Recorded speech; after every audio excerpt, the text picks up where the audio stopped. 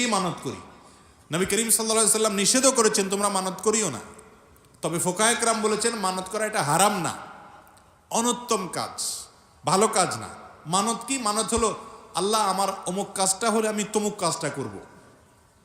আল্লাহকে একটা শর্তের মধ্যে ফেলে এরপরে যায় কোনো একটা ভালো কাজ করা। আল্লাহ আমার ছেলে ভালো রেজাল্ট করলে বা আমার ভালো রেজাল্ট হলে আমি গরিবকে 100টা টাকা দেব।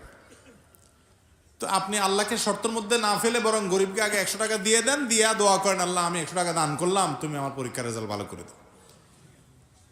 তো এটা না করে আল্লাহর সাথে মান্যতটা হলো আপনার, এটাকে বলা যায় পোস্টপেড সিস্টেম। মান্যতটা হলো কি সিস্টেম ভাই? পোস্টপেড।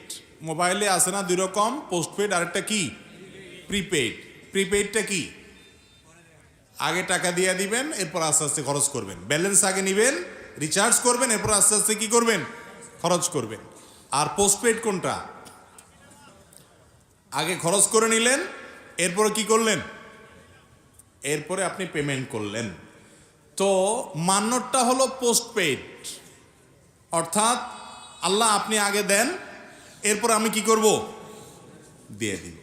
নবী করিম সাল্লাল্লাহু আলাইহি সাল্লাম বলেছেন ইন্নামা ইউস্তাখরাজু মিনাল বখিল, মান্যতের মাধ্যমে বখিল আর কৃপণের সম্পদ শুধু দান করার ব্যবস্থা হয়, এছাড়া আর কোনো লাভ নাই।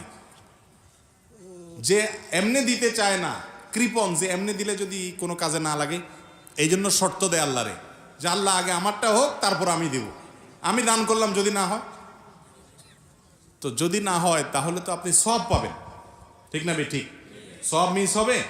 মিস হবে না। এই জন্য ইমানদারের উচিত হলো মানত না করে ডাইরেক্ট দান করা, ডাইরেক্ট ভালো কাজ করা এবং আল্লাহর কাছে দোয়া করা। তার জন্য ভালো হলে আল্লাহ তাআলা সেই জিনিসটা দান করবেন, ভালো না হলে আল্লাহ তাআলা সেটা দিবেন না, সবর করতে হবে তাকে। এটা হলো ইমানদারের কাজ। তারপরে যদি কেউ মান্নত করে আর মান্নতটা যদি বিশুদ্ধ হয়ে যায়, এখন কেউ মান্নত করার পর যদি পূরণ করতে না পারে, একজনে মানত করছে আল্লাহ আমার যদি অমুক কাজটা হয়ে যায় তাহলে আমি প্রতি মাসে আমার বেতন থেকে এত টাকা আমি গরিবদেরকে দান করে দিব। এখন বেচারা এত টাকা দান করলে আর তার থাকেই না তেমন কিছু, তাহলে এই মান্যতের কি করবে?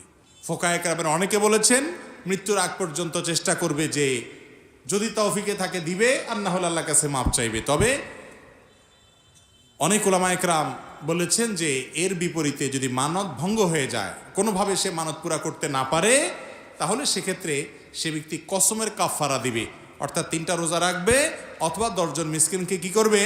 খানা খাওয়াবে। এর মাধ্যমে সে দায়মুক্ত হবে ইনশাআল্লাহ।